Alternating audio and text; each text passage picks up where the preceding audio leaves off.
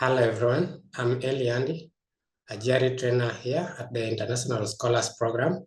Welcome to our GRE training series. So for today, we'll be looking at sentence shifts and how we can use them to tackle text completion questions.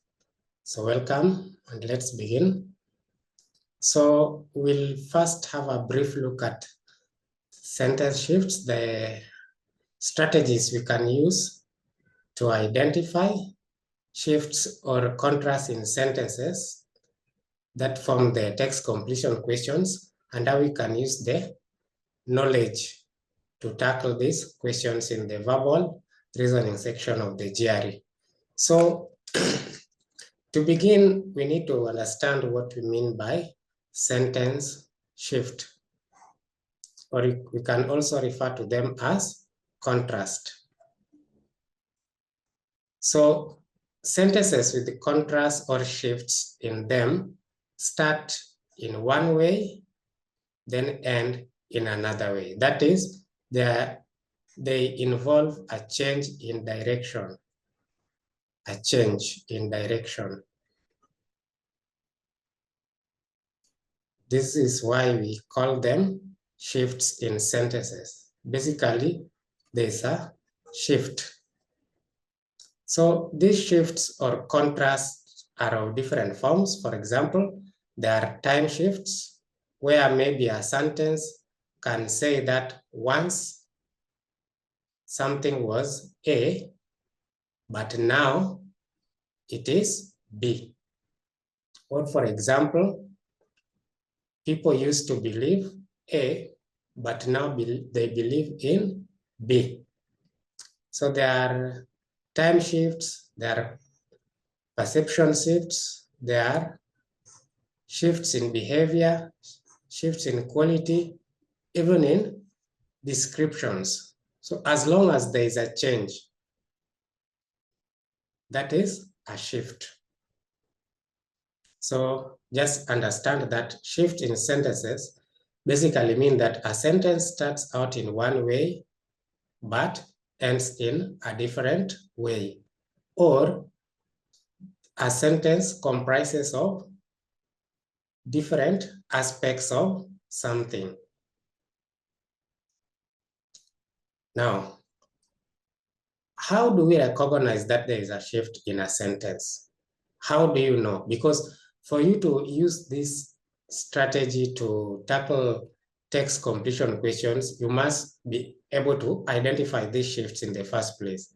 And fundamentally, we use trigger words or keywords to identify shifts or contrasts.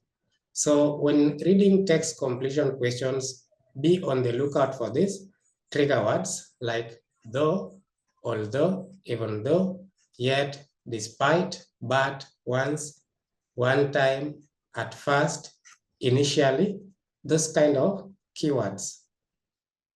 For example, a sentence may read, though Andy was A. Once you see that trigger word though, then you know that the second part of that sentence will mean that Andy is no longer A. So if it starts, maybe I should write that down. Though Andy was A, then, so this will be the first part, and here, this is the keyword. So this sentence is basically telling you, by including this trigger word or keyword, that the second part of this sentence will be contrasting with the first part. It will be shifting.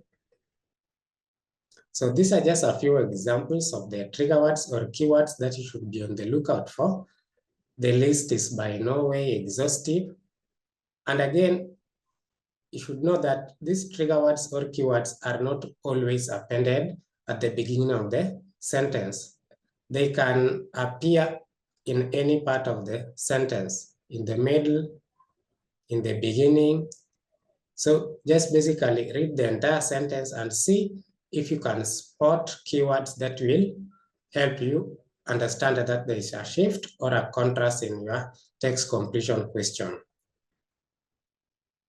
Then the keywords help, and they do appear in many sentences, but they are not the only things you should be looking out for when employing this strategy of sentence shifts, because some shifts are really subtle. You have to spot them by looking at the meaning of the sentence. That is, does your sentence end with the same meaning it began with? So if it doesn't, then you know that there is a subtle shift. Then also you need to identify the part of the sentence, and the part of the sentence can be a phrase, a word, or even an idea that is contrasting. And in many cases, that part of the sentence will contrast with the blank that you need to fill. Then you can try coming up with your own words or word, that is a short phrase or word that you can plug in the blank to give it a logical meaning.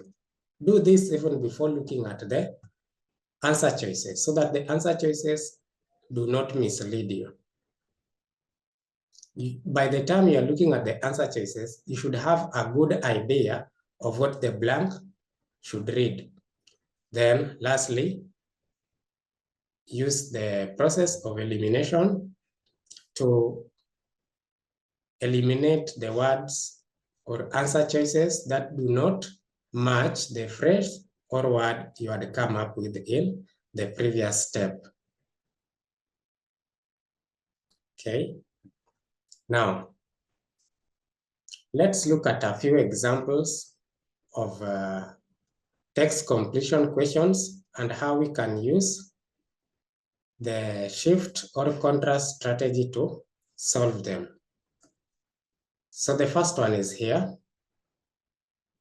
Robert Ingersoll, although virtually unknown today, was the Dutch orator of the 19th century. People traveled hundreds of miles to hear his eloquent speeches. So as usual, we also need to have a rough idea of the meaning of this sentence. So here we have Robert, that is unknown today. But in the 19th century, people traveled hundreds of miles to hear his eloquent speeches. So already we can see that something has changed. And the trigger word here, like I mentioned, is although. So the trigger word says, the trigger word and the subsequent part of the sentence read, although virtually unknown today. So this word although means that the second part of this sentence will be contrasting with this first part. So this guy, Robert, is virtually unknown today. So the contrast is that in the past, he was well known for something. He was maybe so good at something that you could easily connect him to that thing. So he's virtually unknown today, but there is a shift, a time shift. So in the past, and that past we are told here is the 19th century, he was well known for something. So maybe to use my own words here, we can say that Robert Ingersoll, although virtually unknown today, was the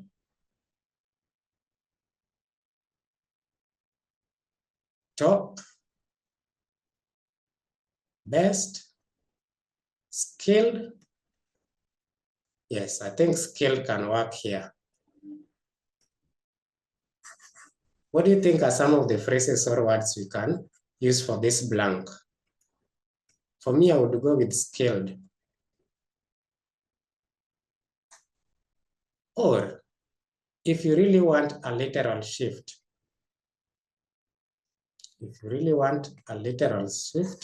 then we can go with known.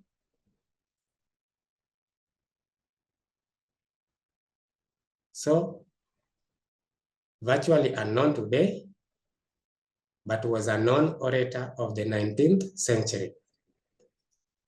I know you understand the sentence and you've probably come up with a good word, because everyone will have his or her preferred phrase, as long as it gives the sentence a logical meaning and it shows a time shift. That is good enough.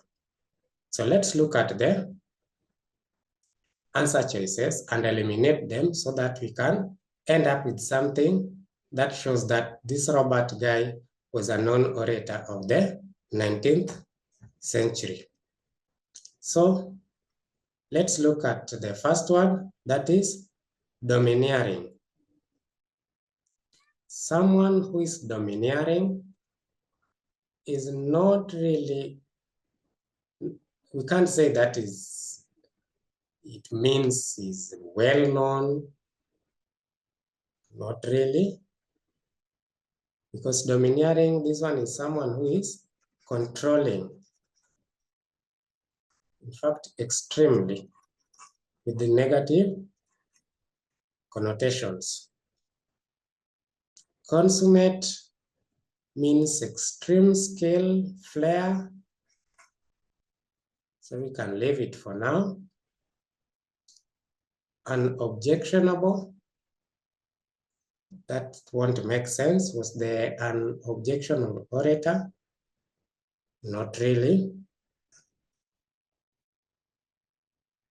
Conventional. Then the last one, that is E.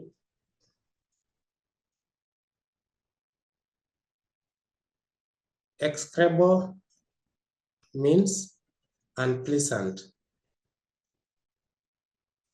So this also won't work. So as you can see, by the process of elimination, we end up with the answer B. Consummate, flair, highly skilled, to the point that he was well known in the 19th century. So that is how you use the shift or contrast strategy, and together with elimination method, you arrive at your answer for text completion questions. You are watching Success with Bob Mwiti Show, presented to you by the International Scholars Program. The International Scholars Program is an award-winning international education financing scheme that helps bright students to pursue graduate studies abroad regardless of their financial background. You can find our programs by going to www.internationalscholarsprogram.com. The International Scholars Program, empowering dreams. Let's look at another example. So for this one, we have advisors want the congressman to communicate directly and intelligibly.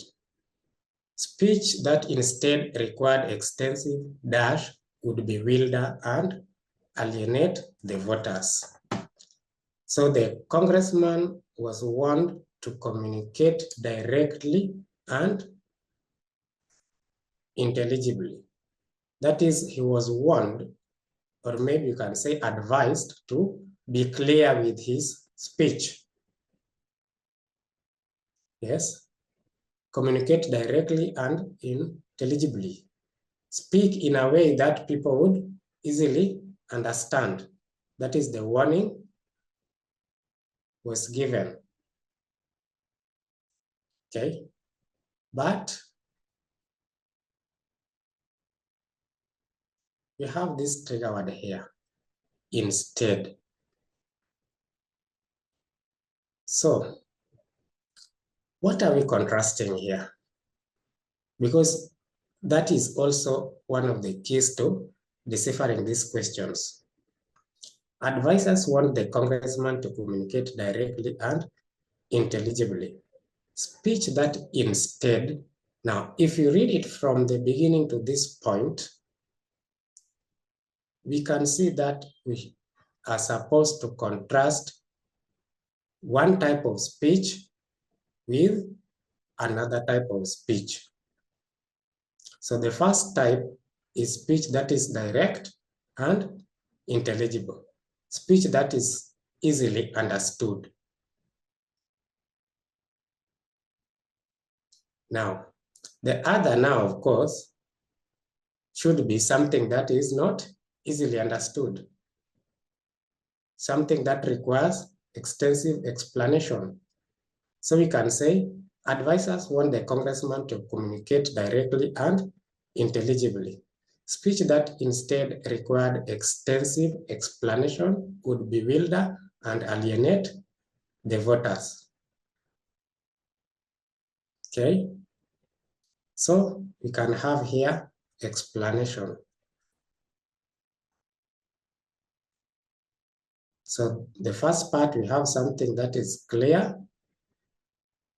does not require. So this part is speech that does not require explanation. This one is contrasted with speech that requires explanation. Then you can come to the answer choices. The first one is elucidation. That of course means explanation or clarification. Then that one looks good. We can leave it for now. For choice B, we have mystification. That's something that leaves you confused. That does not go with explanation. In fact, it's almost the opposite. So we'll eliminate it. A recitation, that is to recite from memory, say something aloud from memory. No. Comprehension, won't work. And vocalization, that is to say something out aloud. You can't say that it means, has the same meaning as extensive explanation. So eliminating B to E leaves us with choice A, that advisors want the congressman to communicate directly and intelligibly. Speech that instead required extensive elucidation would bewilder and alienate the voters. Okay, for this we have, no doubt because of its potential hazards, we tend to think of redition as something out of the ordinary. In truth, however, redition is essentially DAS, and it is therefore impossible to avoid low-level exposure. So first, the meaning of the sentence. So here, we have it that people tend to think of redition as something that is not ordinary. But the last part here is telling us that it's impossible to avoid. So it's not that ordinary. It's not that, actually it's ordinary. Because it's not easy to avoid. It's not easy to avoid. So people think of redition as something out of the ordinary. People think redition is extraordinary. And then you have this trigger word here. Hope you spotted that. However. So people think of it as one thing. However, it is another. That's a good way to look at the shift in this sentence. People think of redition as one thing. However, it is another. So people think of redition as extraordinary. However, it is ordinary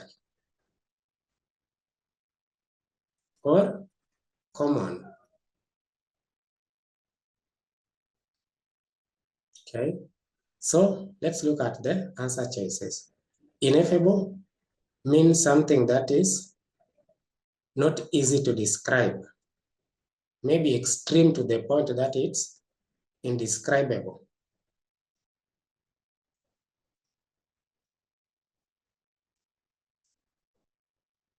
So can we really say that ineffable is ordinary or common?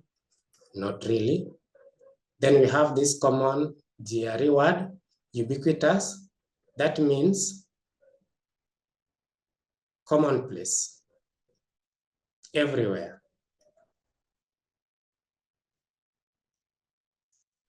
So you see how it fits. You can leave it there. Then we have nebulous, that has several meanings, as do many words. One of them is vague. So we'll eliminate it. Then we also have quiescent, which means dormant. Eliminate that also. Then we have foolproof, also does not have the same meaning as ordinary or common. So our answer is ubiquitous. No doubt, because of its potential hazards, we tend to think of radiation as something out of the ordinary. In truth, however, radiation is essentially ubiquitous, and it is therefore impossible to avoid low-level exposure. Let's have one last example to further cement our understanding of using shifts or contrast in sentences to work out text completion questions in the GRE. This one reads, during years of mismanagement by the Socialist Party, Burma drifted into economic dearth and isolation, a far cry from the power and influence exerted by the country at the peak of the Tongu dynasty in the 16th century. Okay. So again, where is the shift in this sentence? Again, this one is a bit subtle. Take a moment to look at it. It's not that clear. We don't have a trigger word per se, but you can see that there is a shift. Can you spot it? Here, a far cry. So this phrase here means that the state of the Burma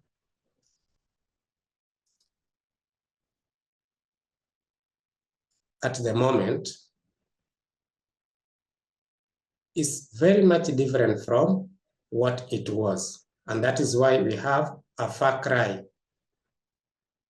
So there's a shift of what it was and what it has become due to years of mismanagement. So during years of mismanagement by the Socialist Party, Burma drifted into economic dearth and isolation, a far cry from the power and influence exerted by the country at the peak of the Tongu dynasty in the 16th century.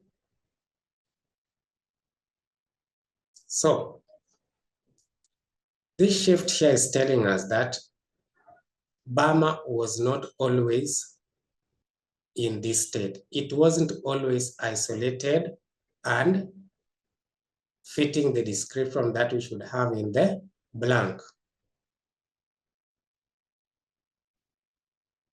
So once upon a time, Burma was powerful and influential. That is, during the 16th century, it was powerful and influential. But that is no longer the case. It's not powerful. It's not influential. It's weak.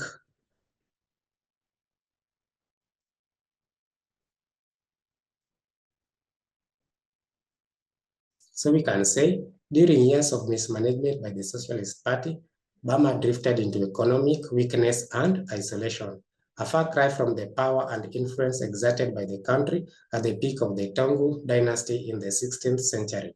So, to our answer choices, again, elimination method, monotony, it's not weakness, opulence, is not weakness, that is extreme wealth. Nonchalance, undisturbed, unbothered is not weakness. Feebleness, that is weakness. And recriminations, choice E, also is not weakness. So again, zeroing in on the shift plus the process of elimination, we end up with answer choice D. So the sentence read, during years of mismanagement by the Socialist Party, Burma drifted into economic feebleness and isolation, a far cry from the power and influence exerted by the country at the peak of the Tongo dynasty in the 16th century. So that brings us to the end of our GRE session today. I hope you've learned something that can help you understand these text completion questions and how to tackle them.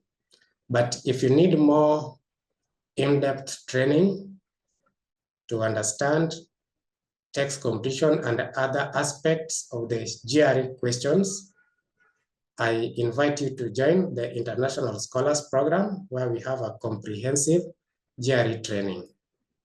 Bye, and welcome back next time.